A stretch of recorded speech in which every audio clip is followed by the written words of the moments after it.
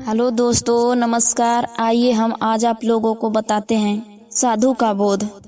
प्रातः काल दैनिक कार्यों से निर्वृत्त होकर गौतम बुद्ध के सभी शिष्य एकत्र हो गए। गौतम बुद्ध ने संदेश देना आरंभ किया। बोले, आज मैं तुम्हें ऐसे व्यक्ति की कथा सुनाता हूँ जिसके पास सब कुछ होते भी वह दुखी था। गौतम बुद्ध ने कथा आरंभ किया। किसी नगर में एक सेठ रहता था। उसके पास लाखों की संपत्ति थी, बहुत बड़ी हवेली थी, नौकर चाकर थे। फिर भी सेठ के मन को शांति नहीं मिलती थी। एक दिन किसी ने उसे बताया कि अमुक नगर में एक साधु रहता है। वह लोगों को ऐसी सिद्धि प्राप्त करा देता है कि उससे मनचाही वस्तु मिल जाती है।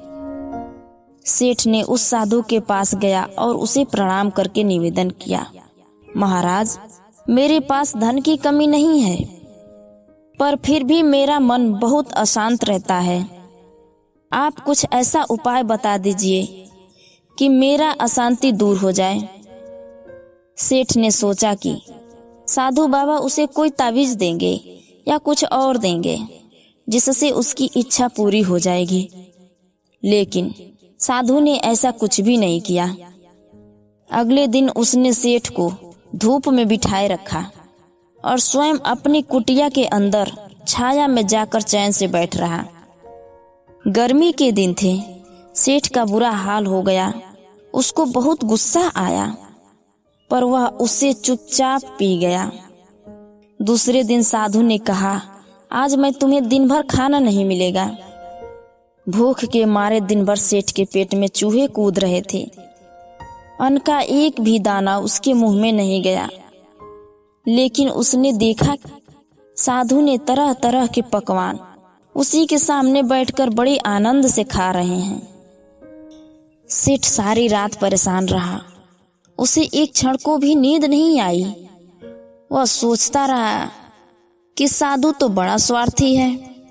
तीसरे दिन सवेरे ही उठकर उसने अपना बिस्तर बांधा और चलने को तैयार हो गया। तभी साधु बाबा उसके सामने आकर खड़े हो गए और बोले, सेठ, क्या हुआ? सेठ ने कहा, मैं यहाँ बड़ा आशा लेकर आया था, लेकिन मुझे यहाँ कुछ नहीं मिला। उल्टे ऐसी मुसीबतें उठानी पड़ी जो मैं जीवन में कभी नहीं उठाई।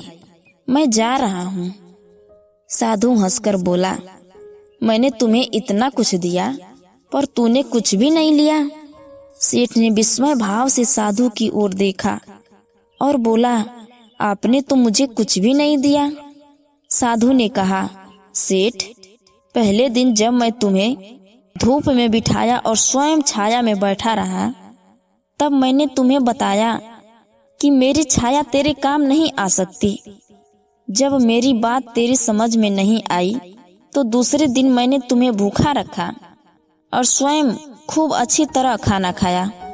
उससे मैंने तुम्हें समझाया कि मेरा खा लेने से तेरे पेट नहीं भर सकता। सेठ, याद रख, मेरी साधना से तुझे सिद्धि नहीं मिलेगी। धन तो तूने पुरुषार्थ से कमाया है और शांति भी तुझे अपने ही पुरुषार्थ से मिलेगी। सेठ की आंखें खुल गई। अब उसे अपनी मंजिल पर पहुंचने का रास्ता मिल गया था। साधु व्यक्त करता हुआ वह अपने घर को लौट गया।